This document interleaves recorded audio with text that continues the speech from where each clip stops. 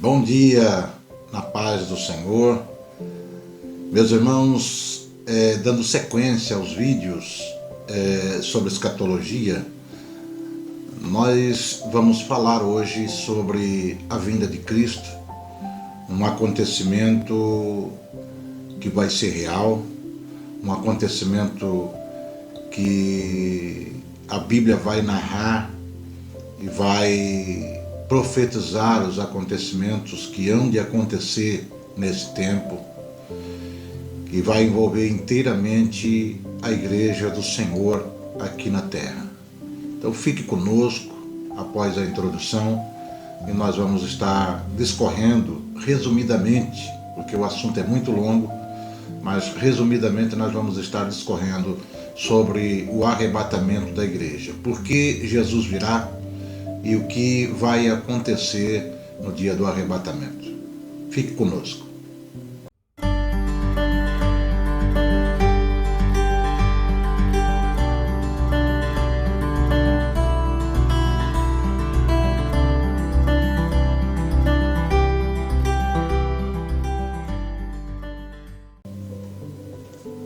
Meus irmãos, a paz do Senhor. O Evangelho de Mateus, capítulo 24, versos 35 ao 44, diz assim: O céu e a terra passarão, mas as minhas palavras não hão de passar. Mas daquele dia e hora ninguém sabe, nem os anjos no céu, mas unicamente meu Pai. E como foi nos dias de Noé, assim será também a vinda do Filho do Homem.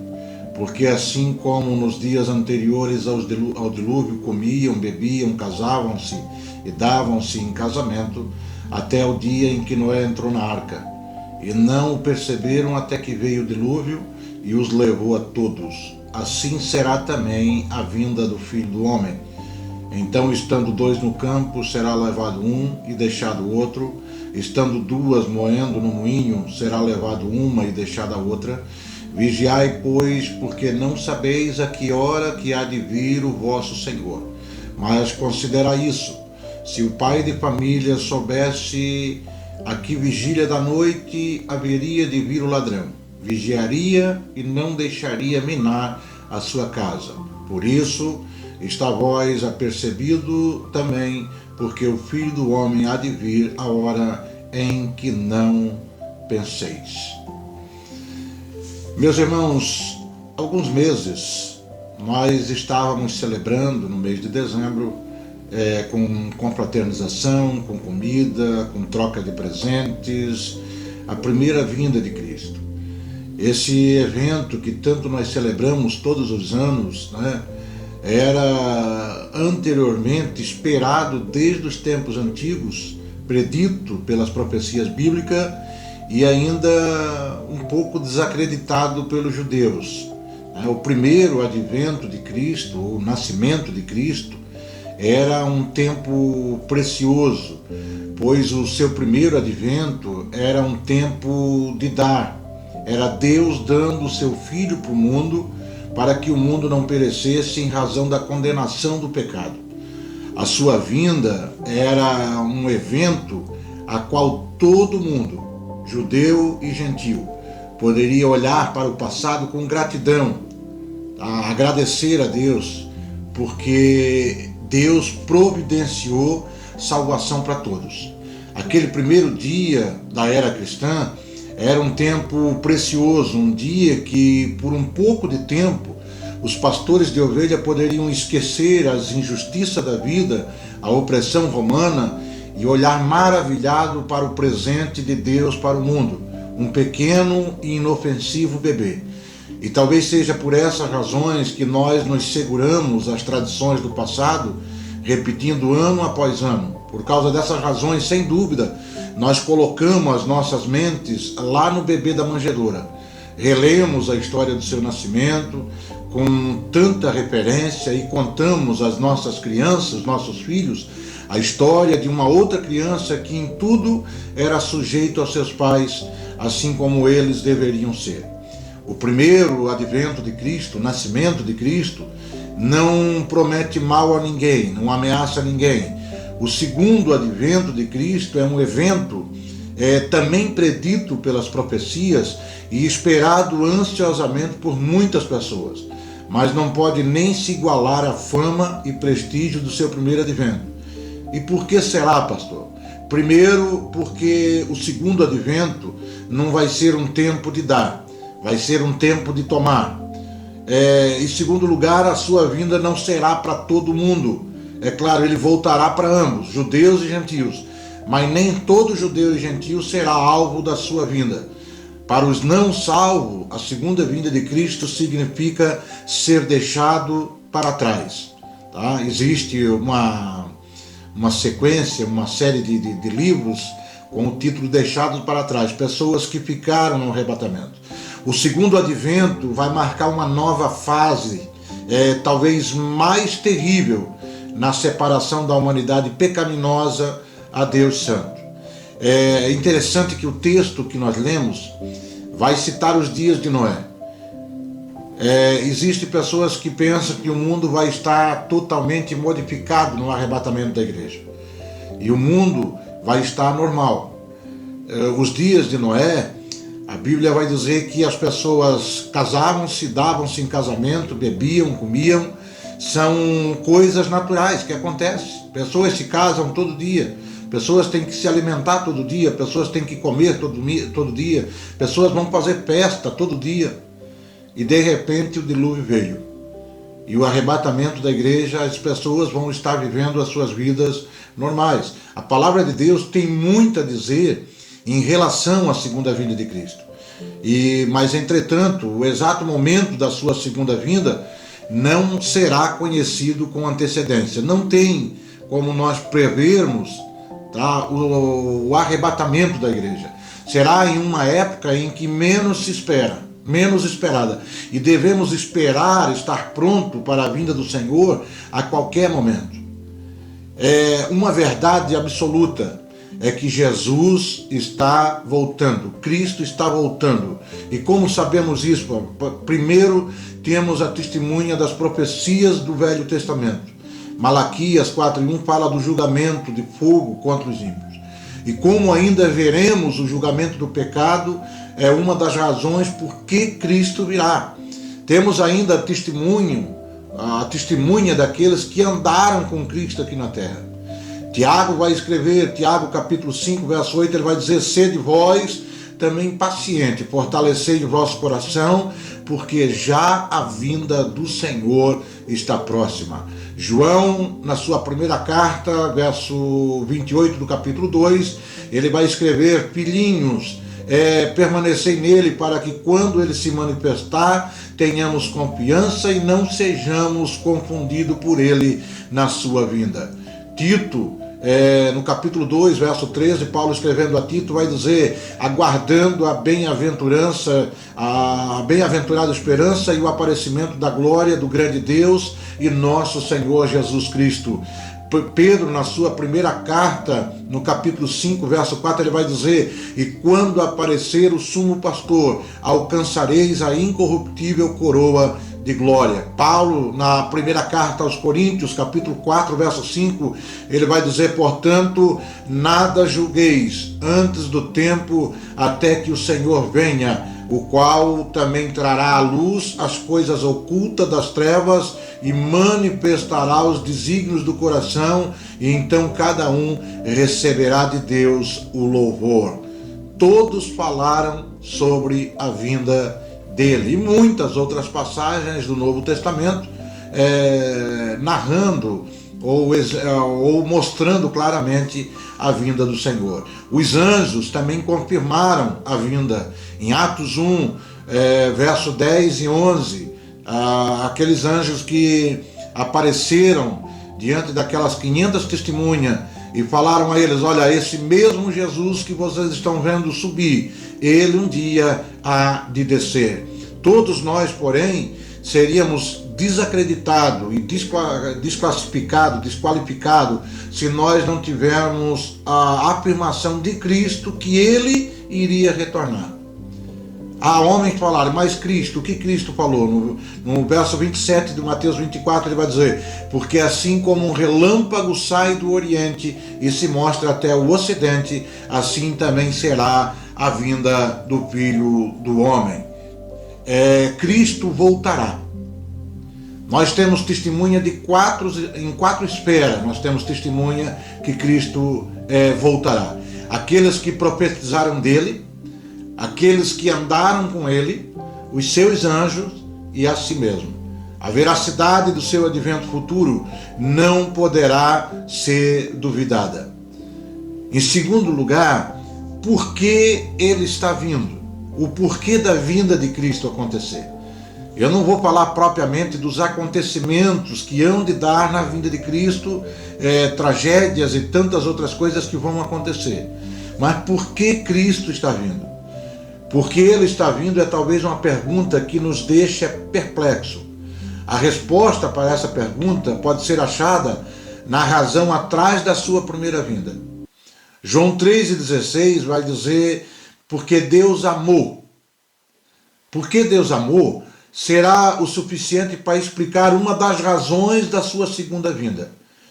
Era o amor de Deus colocado em ação por sua graça, que nos assegura que Cristo voltará.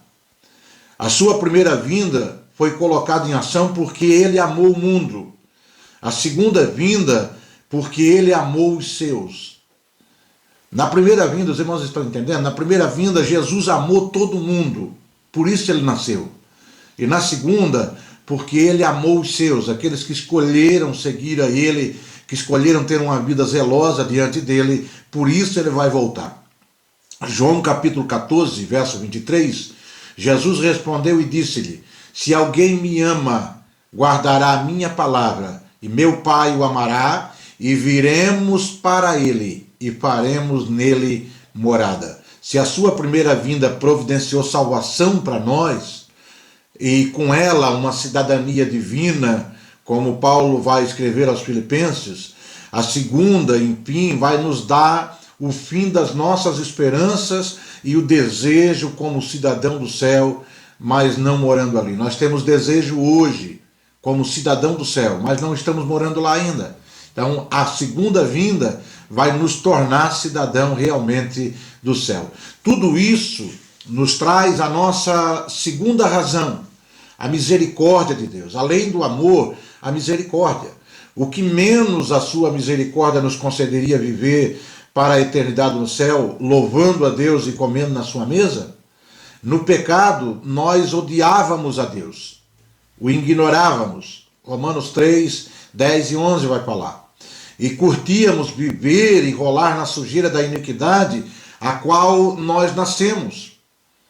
Ninguém merecia a salvação, mas para aqueles que aceitam o sacrifício de Cristo, ele estará voltando. Segundo o raciocínio que se nós não merecíamos a salvação, conforme Efésios 2 e 8, então nós não merecíamos aquilo que veio com a salvação, entre outros sendo incluído na segunda vinda de Cristo. E finalmente, irmãos, Cristo está voltando porque ele disse que vai voltar. A fé verdadeira, ela não precisa de nenhuma instigação do fato de que Cristo disse ou afirmou tal e tal coisa. Em Cristo, qualquer coisa menos a fé é uma afronta à santidade dele. Porque Cristo está voltando, porque ele disse que está voltando e ponto final. Somente nós acreditarmos que Cristo está voltando. E aí talvez você possa perguntar: pastor, quando ele está voltando? Quando ele vai voltar? Muitos matemáticos e a mesma quantidade de estudiosos bíblicos têm tentado, desde a antiguidade, calcular a data da sua vinda, baseado em princípio matemático, ou predizê-la, baseado em revelação, ou divina, ou inspiração, ou emoção. Todos têm falhado miseravelmente. A predição mais velha da sua vinda eram feitas por vários historiadores, amigos que calcularam que Cristo voltaria no ano 72. da era cristã. 2 anos depois da destruição de Jerusalém, que eles compararam ao Armagedon e ao começo simbólico da tribulação. Predições de séculos passados vão incluir o ano de 1911, o ano de 1918, o ano de 1932, o ano de 1945, e todas têm sido provadas erradamente. Mas as novas datas continuaram aparecendo durante o século XX. As predições desse século incluíam 1999, o ano 2000, o ano 2002, o ano 2005, e parece-me que todos estavam errados. Todos os estudiosos foram inspirados erradamente. E então teria algum tipo de concordância em datas. Porque erraram ali, porque não pode acontecer isso, tinha que acontecer outra coisa, e o ano tal é esse ano que vai acontecer. E a gente tem visto dia a dia, semana a semana, mês a mês, ano a ano, pessoas profetizando que vai acontecer isso, que vai acontecer aquilo, e a gente vê que é um erro. A palavra de Deus, ela vai ser certeira. Diz que o dia nem a hora ninguém sabe. E Jesus virá como um relâmpago, rápido. Algo que vai ser assustador. Relâmpago, muitas das vezes, é assustador. E a vinda de Cristo vai ser isso, vai ser com rapidez. A palavra arrebatar, tá? É tirar de súbito. É arrancar no supetão, arrancar no susto. Tirar algo muito rápido. E vendo como o homem é falível, devemos prestar atenção somente ao que Cristo, Filho de Deus, o Deus, diz a respeito da sua própria vinda. Ele vai dizer que será repentina, Mateus 24, 27. Ele vai dizer que o dia e a hora são uma incógnita para nós, Mateus 24 e 36. O tempo do seu advento seria não anunciado, como o de um ladrão. Apocalipse 16 e 15. E na hora em que achamos que ele não virá, ele virá. Lucas capítulo 12 e verso 40. E assim como o homem é errático, e variando muito nesse respeito, a palavra de Deus é firme e não sujeito a influências que variam. Um aspecto da sua vinda é muito claro. Nós não sabemos e não podemos saber o tempo da sua vinda. Qual é o propósito da vinda de Cristo? Ele virá? Virá. Qual é o propósito? O propósito dele vai ser retribuição. Mateus capítulo 16, versículo 27. O propósito dele vai ser tomar o que é dele, o trono da sua glória. Mateus 25, verso 31. O propósito dele será separar os seus do mundo. Mateus 25, verso 32. O propósito dele será julgamento. 2 Timóteo 4 e 1. O propósito dele será trazer à luz e manifestar aquilo que está encoberto. 1 Coríntios capítulo 4, verso 5. Você está preparado para a vinda dele? Você está de fato pronto para a vinda dele? Você está de fato pronto para ser julgado perante o seu Criador? Você está preparado para ter os seus pensamentos internos e as suas maquinações encobertas, o seu coração manifestado para a sua tristeza e até mesmo para a sua vergonha? Como será você com aquele rei ímpio de Daniel 5? Quando pesado na balança foi achado em falta? Será achado em falta? Mateus 24 e 46, a Bíblia vai dizer: bem-aventurado aquele servo que o seu Senhor, quando vier, achar servindo assim. E qual deve ser a nossa atitude enquanto esperamos para a sua vinda? Eu queria aqui aconselhar você, para que nós que já estamos em Cristo, essa atitude deve ser na vida de todos nós. Pastor, que atitude? Primeiramente, vamos ficar apercebidos, ficar vigilantes, prontos, conforme Mateus 24:44. 2000 anos de aparente inatividade na parte de Cristo pode ser nos feito sonolento. Já parece que estamos entrando na última parte dos últimos tempos. Ao nosso redor, guerras matam, mutilam, desastres, tanto naturais como mecânicos, ocorrem a toda hora. A terra em si movimenta e geme enquanto a própria natureza reclama contra os resultados da primeira queda de Adão, o pecado do homem. Devemos estar na volta dele obedecendo à grande comissão, trabalhando nas suas terras que são brancas para a ceifa. Não devemos desperdiçar os nossos talentos, porque quando ele nos deu, ele também nos mandou e deu uma ordem direta: ocupem-se até que eu venha, trabalhem até que eu venha, estejam na ceifa até que eu venha.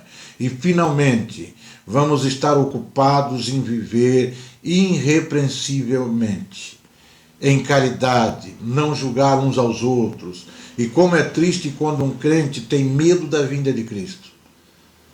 Eu ouvi da boca de alguém: pastor, é bom que Jesus não viesse já. Eu tenho projetos. Os nossos projetos são falíveis diante dos projetos de Cristo.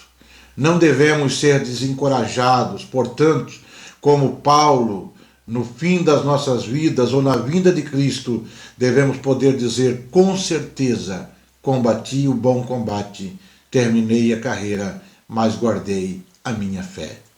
Que Deus possa nos guardar, nos instruir nessa hora final. Hora de acontecimentos que estão já acontecendo, como sinal da vinda de Cristo. Porque Jesus disse que antes da vinda do Filho do Homem, o multiplicar da ciência iria acontecer. Nós vivemos numa era em que a ciência se multiplica dia após dia. Dia após dia as coisas estão modificadas. Quem já comprou um celular e pensou que o celular é novo, na semana posterior vai ver que o celular já está velho. Quem compra um carro pensa que o carro é a última geração e passa-se uma semana ou duas, um mês, já sai carro mais moderno, carro mais novo, com alguns outros apetrechos que modifica a vida do homem. O homem construiu maquinários e desenvolveu a ciência de uma tal forma, e tudo isso inteligência dada por Deus, mas também tudo isso mostrando sinais de que o arrebatamento da igreja está próximo. Jesus falou que na ciência, a ciência iria se multiplicar, mas doenças iriam aparecer, pragas iriam aparecer, e nós estamos vivendo uma era de muitas enfermidades, muitas doenças desconhecidas, doenças que estavam então adormecidas e estavam praticamente extintas, voltaram a aparecer, e doenças que não existiam passaram a existir. Nós passamos, e ainda estamos passando no final de uma epidemia de coronavírus. Mas no meio disso reaparece a dengue com força total, e tantas outras enfermidades e doenças pelo mundo que estão aparecendo e ainda hão de aparecer novas até que Jesus venha. Jesus vai dizer que os homens se voltariam contra os homens. Pai contra filho, mãe contra filha, e problemas que já não eram novos. A Miqueias já iria falar sobre isso no capítulo 7, ele diz que o problema estava dentro de casa. Mas nós vivemos numa sociedade hedonista, uma sociedade que se auto-admira, pessoas que autocultuam-se e estão esquecendo-se de Deus. Deus está ficando em segundo plano, pelo desenvolvimento da ciência, pelas facilidades alcançadas. Muitos estão se esquecendo de Deus. Então volte-se para Deus, sirva a Deus com alegria e espere, porque o arrebatamento da igreja vai acontecer. Que Deus possa morar no seu coração com a sua permissão. Que Deus possa estender as suas mãos de bênção sobre você, sobre a sua casa, sobre a sua família, sobre o ambiente onde você convive, no meio da família, da sociedade, lá no seu emprego. Que as bênçãos do Senhor estejam sobre a sua vida e que você seja um apregoeiro da verdade nesse tempo do fim. Que Deus te abençoe. Um bom dia para você, em nome de Jesus.